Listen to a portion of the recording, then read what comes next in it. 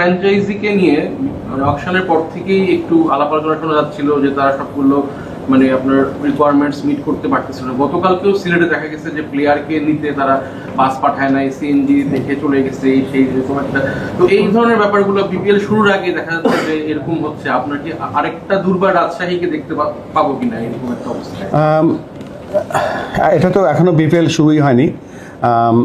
এখানে আমাদের কিছু রোল থাকে, ফ্র্যাঞ্চাইজির কিছু রোল থাকে। তা অ্যাজ এ বিপিএল কাউন্সিলের যে আমাদের গভর্নিং কাউন্সিল আছে সেটা আমরা ফলো করছি এবং দেখছি। তবে ফ্র্যাঞ্চাইজির যে রোল আছে সে রোলগুলো তাদের ফলো করা উচিত এবং তাদেরকে সেভাবে ইনস্ট্রাকশন দেওয়া হচ্ছে। আপনি তো বিভিন্ন দেশে কাজ করেছেন, 100-এর উপরে কোচিং কোর্স বা ক্লাস করিয়েছেন, নানান দেশের সাংবাদিকতাও দেখেছেন। আসলে কম্পারিজন যদি করেন, আসলে অন্য দেশের বা ক্রিকেট নেশন অন্য দেশের সাংবাদিকদের সাথে বাংলাদেশের সাংবাদিকদের আসলে মিল অমিল বা কোন জায়গাটা আমাদের অবস্থান? এক্স্যাক্ট র্যাঙ্কিং তো করা যাবে না, তবে আমাদের সাংবাদিকতা ওভারঅল আমার সাংবাদিকতা, ক্রিকেটের সাংবাদিকতা বা স্পোর্টসের সাংবাদিকতা অন্যান্য দেশ থেকে অনেকটা আলাদা। এই জন্য বলছি যে আমাদের বাংলাদেশে একমাত্র জায়গা যেখানে নাকি খেলোয়াড়, কর্মকর্তা এবং সাংবাদিকদের জন্য সেখানে কোনো লাইন থাকে না। আমরা একটা ঘরোয়া পরিবেশে কাজ করে থাকি, বাট পেশাদার যে লাইনটা সেটা আমরা সকলে অত্যন্ত সম্মানের সাথে সেটা আমরা রক্ষা করি। আর আমি ক্রিকেটের পক্ষ থেকে এই বিভিন্ন দেশে কাজ করে যেটা দেখেছি বা আমার কাছে মনে হয়েছে যে বিশ্বব্যাপী ক্রিকেট যেখানে কিছু কিছু জায়গায় হয়তো ডাউন দ্য স্লোপ, কিন্তু আমাদের এখানে বিকজ অফ ইউ অল ক্রিকেটটা কিন্তু এগিয়ে চলেছে। শুধু এগিয়ে চলেছে না, ক্রিকেট এখন বাংলাদেশের শুধু এক নম্বর খেলা না, ক্রিকেট এগিয়ে যাওয়ার জন্য একটা বড় ভূমিকা বাংলাদেশের সাংবাদিকরা পালন করছে। সিকিউরিটির একটা কনসার্ন দেশব্যাপী দেখা যাচ্ছে এবং বিপিএল কে ঘিরেও ওরকম একটা ব্যাপার আছে। আপনাদের জায়গা থেকে আপনারা কি ধরনের স্টেপ নিচ্ছেন? আমাদের কাজ হচ্ছে খেলার পরিচালনা করা। আমাদের কাজ হচ্ছে খেলা মাঠে খেলা সুন্দরভাবে যেন আমরা আয়োজন করতে পারি। আমাদের অনেক স্টেক হোল্ডার আছে, আমাদের সিকিউরিটি, ল এনফোর্সেস যে ডিপার্টমেন্টগুলো আছে তাদের শ্রদ্ধার সাথে তাদের যে কন্ট্রিবিউশন আছে সেটা আমরা ফলো করছি এবং তাদের ইনস্ট্রাকশন আমরা ফলো করছি। বেসড অন দি সিচুয়েশন আমরা ওই ইনস্ট্রাকশন অনুযায়ী কাজ করব। তবে আমরা সব জায়গায় আমরা আমাদের সূক্ষ্ম দৃষ্টি রাখছি। আগামীকাল সম্ভবত একটা বোর্ড মিটিং আছে, বিপিএল নিয়ে অনেক প্রশ্ন আসছে, মিঠু ভাই কিন্তু অনেক অ্যান্সার দিচ্ছেন, বলছেন যে অনেক চ্যালেঞ্জ। এবার আপনি কিভাবে দেখছেন এবার চ্যালেঞ্জগুলো বিপিএল করার ক্ষেত্রে? এটা আমার জন্য একেবারে একটা নতুন ইভেন্ট, কেননা এটা 12তম বিপিএল। কখনো আমি কোচও হইনি বা কোনো কর্মকর্তা বা কোনো রোল ছিল না আমার কখনো। সো প্রতিদিন শিখছি এবং এই খেলাটা প্রোটেক্ট করার জন্য, ভালো ক্রিকেট উপহার দেওয়ার জন্য যত ধরনের চ্যালেঞ্জ আমরা ফেস করছি যে সেগুলো থেকে আমরা শিখছিও। তবে এটা ঠিক যে দুটো লক্ষ্য এবার বিপিএলের, একটা হচ্ছে একটা সুষ্ঠু এবং পরিচ্ছন্ন বিপিএল পালন করা, সাথে সাথে আপনারা জানেন যে বিপিএলের পরেই আমাদের টি20 আইসিসি বিশ্বকাপ আছে, সেটার যেন আমরা অ্যাটলিস্ট ডিরেক্ট প্রস্তুতি না হলেও এই ফরম্যাটের প্রস্তুতিটা আমরা নিতে পারবো। বোর্ড মিটিংটা কিন্তু ফ্র্যাঞ্চাইজিকে নিয়ে এজেন্ডা রয়েছে বোর্ড মিটিং। আপনারা জানেন যে আমরা ক্রিকেট বোর্ডকে যে ট্রিপল সেঞ্চুরি প্রোগ্রামের মাধ্যমে রিস্ট্রাকচারিং করেছি। তো রিস্ট্রাকচারিংয়ের যে অডিট রিপোর্টটা পেয়েছি ফ্রম এইচআর ডিপার্টমেন্ট, একটা এক্সটার্নাল এইচআর আমাদেরকে অডিট দিয়েছে, সেই অনুযায়ী আমরা বোর্ডটাকে, এই বোর্ডের ওভারঅল অর্গানোগ্রামটা আমরা চেঞ্জ করেছি। সেটার অ্যাপ্রুভাল কালকে বোর্ডে আলোচনা হবে। আমরা বেশ কিছু বড় বড় হেডস আমরা অ্যাডভার্টাইজ করেছি, সেটা কিভাবে করব সেটা আলোচনা করব। বিপিএল একটা বড় আলোচনার বিষয় এবং এখানে আরও ছোট ছোট কিছু ব্যাপার আছে, আমরা এই বোর্ড মিটিংয়ে আলোচনা করব।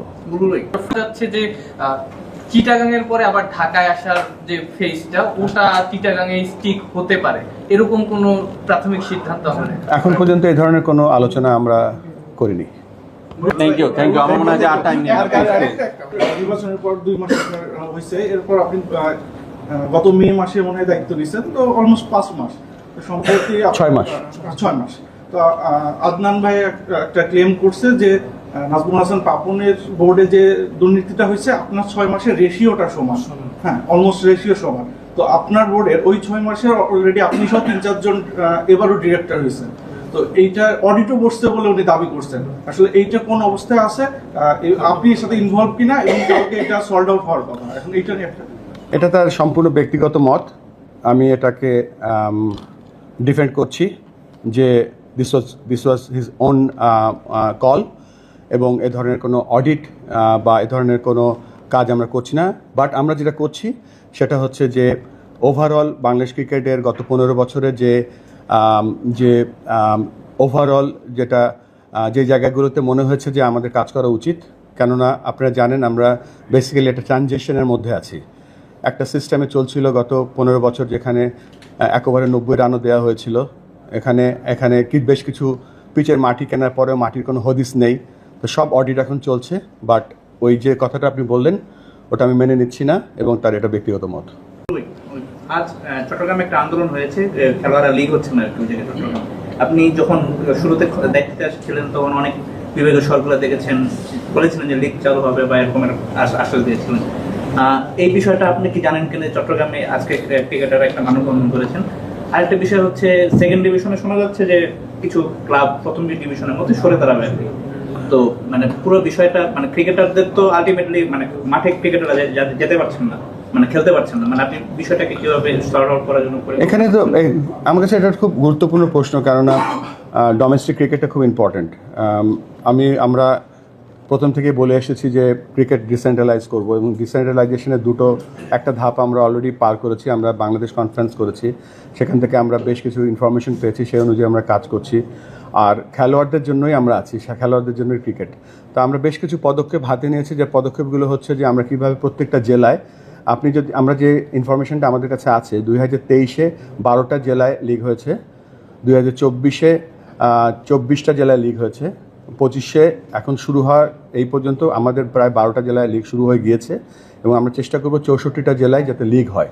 সেই জন্য আমরা কিছু পদক্ষেপ নিয়েছি। পদক্ষেপগুলোর মধ্যে হচ্ছে যে আমাদের রোল কী আছে, একটা টেমপ্লেট তৈরি করেছি। টেমপ্লেটে আমরা ক্রিকেট বোর্ড কোন জায়গায় জেলাগুলোকে সাহায্য করতে পারবো, জেলাগুলো কোন জায়গায় আমাদেরকে এই খেলা মাঠে করানোর জন্য সাহায্য করবে।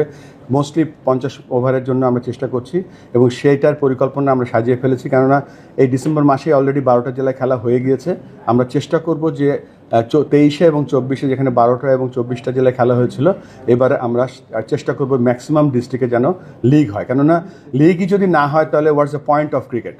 সো প্রত্যেকটা জেলায় যাতে লিগ হয়, যেহেতু আমরা এই বোর্ডের আয়ু হচ্ছে এখন 2 মাসের মতো হয়েছে, এবং 2 মাসের মধ্যে আমরা বেশ কিছু সাফল্য পেয়েছি, এবং সেটা আমরা কন্টিনিউ করছি। আর ঢাকা লিগের কথা যেটা বলছিলেন, ঢাকা লিগে আমাদের কাজ হচ্ছে মাঠ সরবরাহ করা, আম্পায়ার সরবরাহ করা, বল সরবরাহ করা, টিমগুলোকে কিছু ফাইন্যান্সিয়াল সাপোর্ট দেওয়া, ফিক্সচার দেওয়া, সেই কাজগুলো আমরা করছি, এবং সেই কাজগুলো আমরা করে যাব।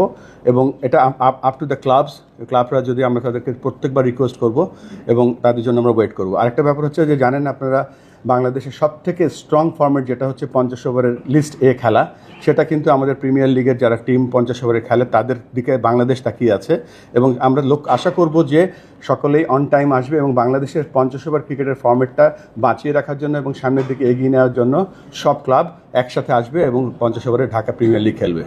সব ধরনের খেলার খবর পেতে সাবস্ক্রাইব করুন, সঙ্গে থাকুন খেলার পাতার।